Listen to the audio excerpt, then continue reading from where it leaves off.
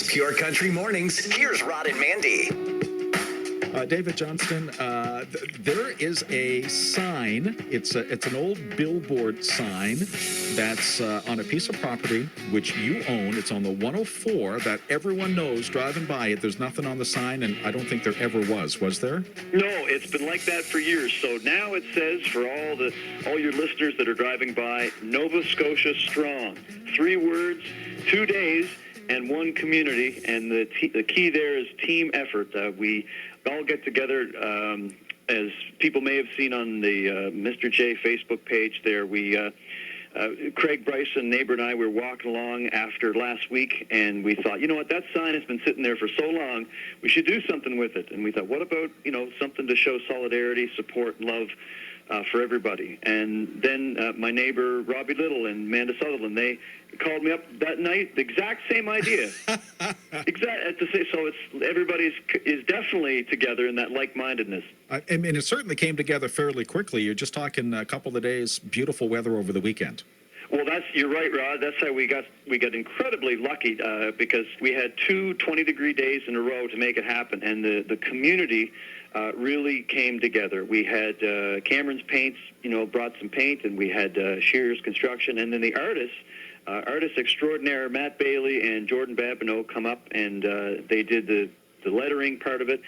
We put new plywood up and scraped it and painted it. So again, credit to the team for making it happen. But amazingly, 5 minutes after it was done, we had people honking horns. There were people stopping for pictures. And most touchingly of all has been the response online. It's been shared something like 2,000 times.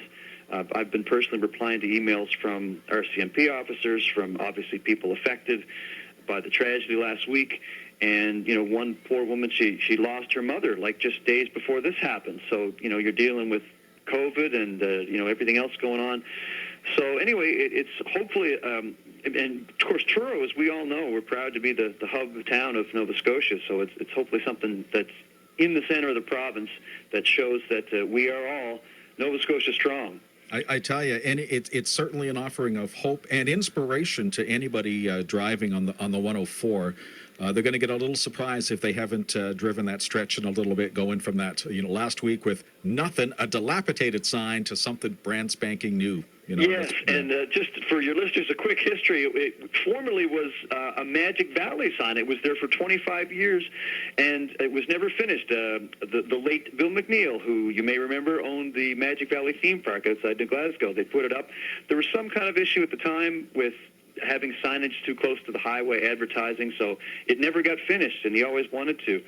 He and I talked about collaborating, doing maybe magic shows at the park, but he sadly passed away, and the park closed in 2016. So there it stood like a Charlie Brown Christmas tree, just kind of falling over and dilapidated. And I hope that Bill would be proud of the destiny that it is, finally resulted in there, because we were all together proud to do it. It took a collaboration of a few people, and thousands are reaping the benefits of that brand new sign. David Johnston, thanks for that, and thanks for that hope and inspiration.